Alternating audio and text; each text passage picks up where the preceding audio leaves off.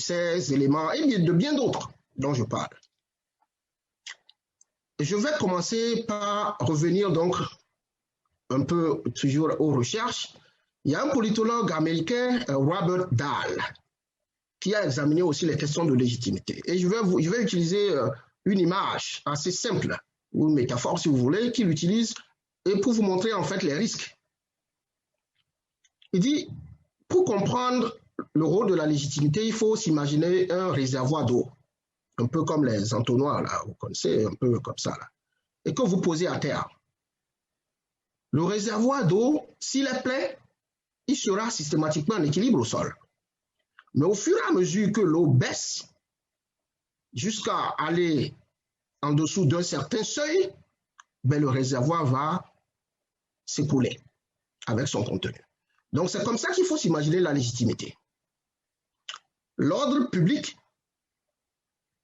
reste intact si les décisions sont légitimes, les décisions aux yeux du peuple, les décisions d'État aux yeux du peuple sont légitimes. Jusqu'à un certain seuil, lorsque la légitimité va en dessous de ce seuil-là, l'ordre public peut donc s'écrouler. Je ne sais pas si vous me suivez un peu. Bien sûr. Donc, c'est le parallèle que je fais, ça. L'ordre public, c'est comme ce réservoir d'eau dont parle Robert Dahl.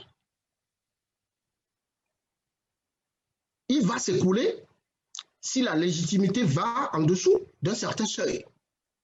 Et puisque nous ne connaissons pas ce seuil-là, il faut dès maintenant s'en préoccuper et rétablir la légitimité.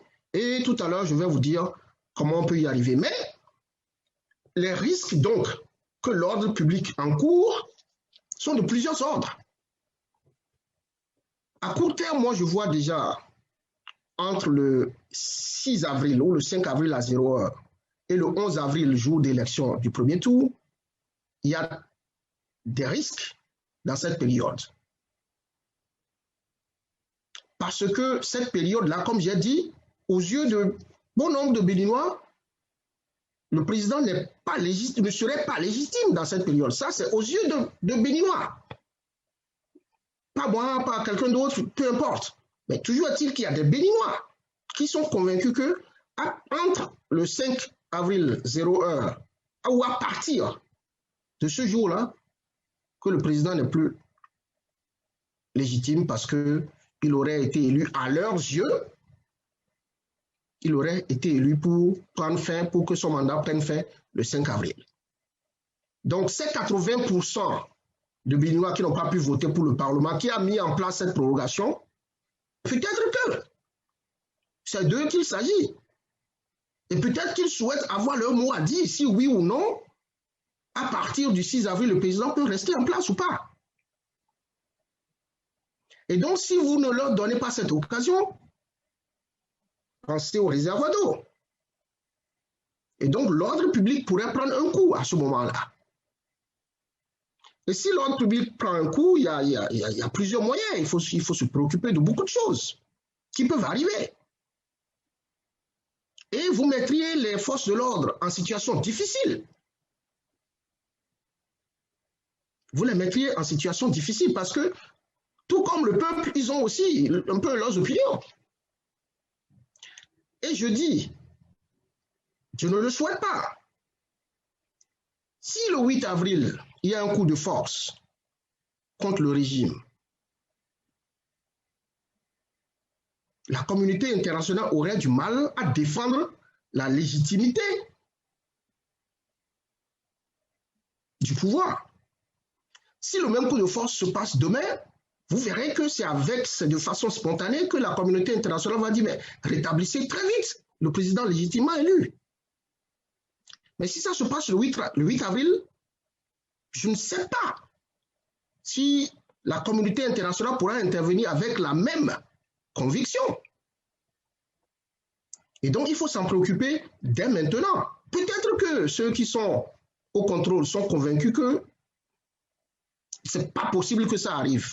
Tant mieux. Moi, dans mon manteau, sous mon manteau de chercheur, je me dois de me préoccuper de ces choses-là. Voyez-vous. Et donc, le deuxième, ça c'est à court terme, ça. Le deuxième, c'est, disons, entre à partir entre le 11 et l'investiture, les mêmes choses peuvent se répéter là. Les mêmes choses peuvent se répéter. Même si l'élection du premier tour avait lieu, il faut encore s'attendre à des choses jusqu'en mai, jusqu'à ce que le président ne soit investi, on ne sait pas. Et après, même si les élections ont lieu, et même si le président en exercice était réélu, qu'adviendrait-il les 5 prochaines années? Puisque n'oubliez pas, nous sommes en phase d'interaction, ce que nous appelons en Sciences Po, interaction stratégique, où la réaction des uns, ou bien l'action des uns dépend de la réaction des autres. Et donc, si ces gens se retrouvent dos au mur, ils se sont retrouvés dos au mur pendant 5 ans, et les 5 prochaines années, ils se retrouvent dans une situation où ils seront encore dos au mur, je ne sais pas comment ils vont réagir. Mais je doute qu'ils restent cachés 5 années encore. Et donc, il faut s'en préoccuper. Et n'oubliez pas que pour qu'il y ait des troubles à l'ordre public, on n'a pas besoin de millions d'hommes ou de milliers d'hommes. Hein. J'étudie la question. On n'en a pas besoin. C'est quelques dizaines, quelques centaines, là, c'est bon. Avec les bonnes sources, et puis c'est bon. Donc, il faut s'en préoccuper.